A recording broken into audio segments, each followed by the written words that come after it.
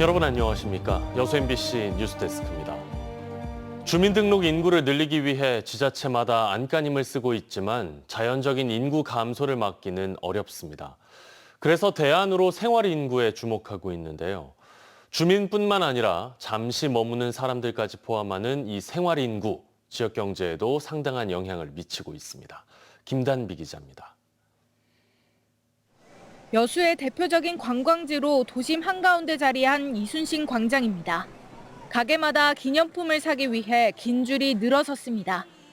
여수에서 짧게는 당일, 길게는 며칠간 머무는 관광객들 모두 생활인구에 해당합니다. 케이블카 같은 거 타고.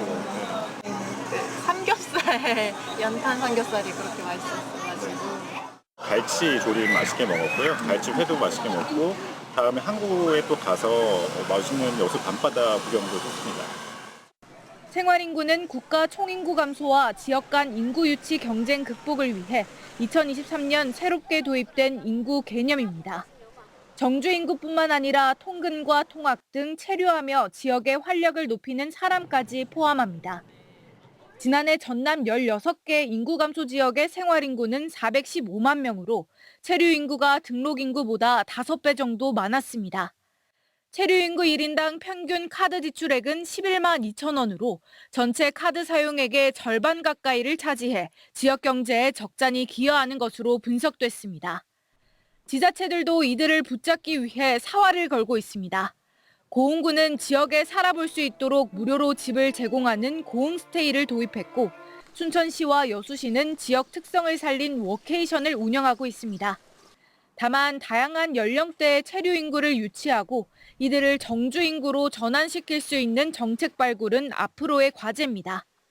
그보다 좀 더 젊은 층을 겨냥을 할 수 있고 또 단순한 관광이 아니라 지역을 경험하고 체험할 수 있는 그런 전략들이 조금 더 적극적으로.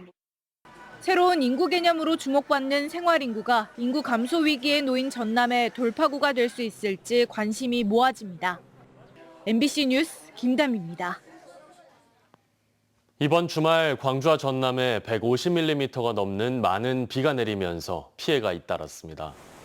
장마가 시작된 지난 20일부터 오늘까지 내린 비는 곡성 155mm, 영광 안마도 153.6, 구례 성삼재 151, 광주 137.6mm를 기록했습니다.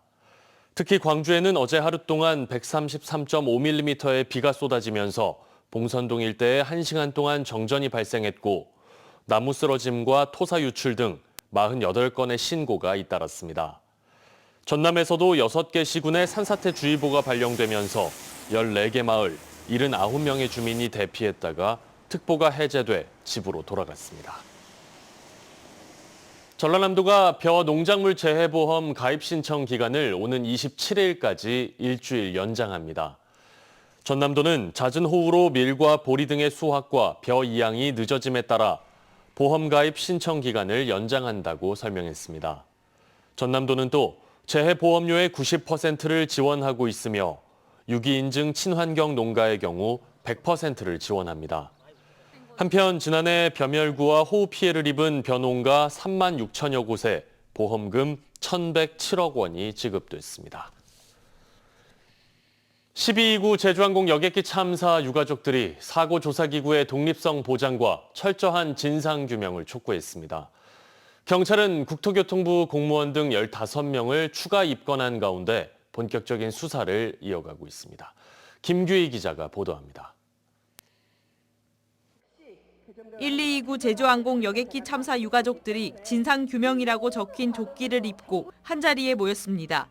사고 원인 규명과 피해자 지원을 위한 유가족 협의회가 공식 활동을 시작하는 날 출범식을 연 겁니다.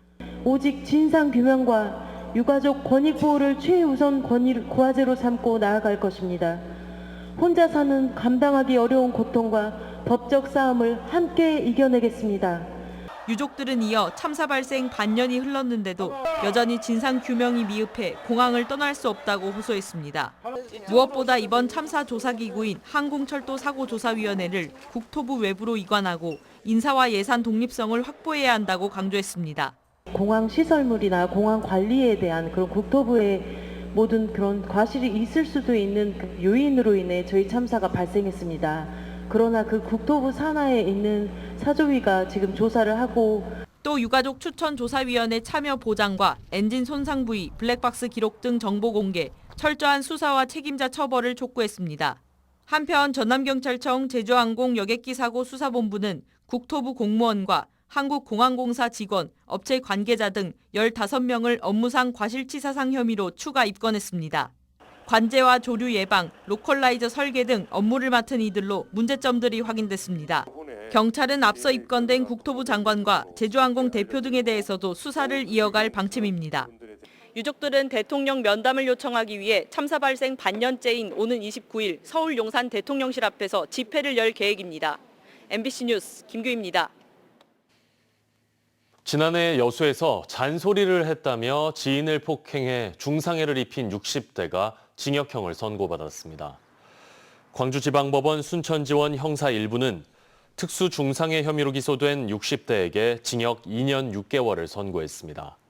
재판부는 잔소리를 했다는 사소한 이유로 식탁을 집어들고 피해자를 내려찍고 왼쪽 눈을 실명에 이르게 했다며 피고인이 폭력범죄 처벌 전력 등을 종합적으로 고려했다고 양형의 이유를 설명했습니다. 전라남도가 해상풍력산업박람회를 통해 관련 업무 협약 체결 등 성과를 거뒀다고 밝혔습니다. 지난 18일부터 이틀간 여수에서 열린 해상풍력산업박람회에는 1000여 명이 참석했고 발전사와 지역 공급망사의 업무 협약과 기자재 업체와 발전사 간 150여 건의 매칭 상담이 이루어졌습니다. 지자체 최초로 해상풍력산업박람회를 개최한 전남도는 동부권의 13기가와트 해상풍력 비전을 선포했고 앞으로 해상풍력 생태계 조성과 에너지 기본소득 실현에 앞장설 계획입니다.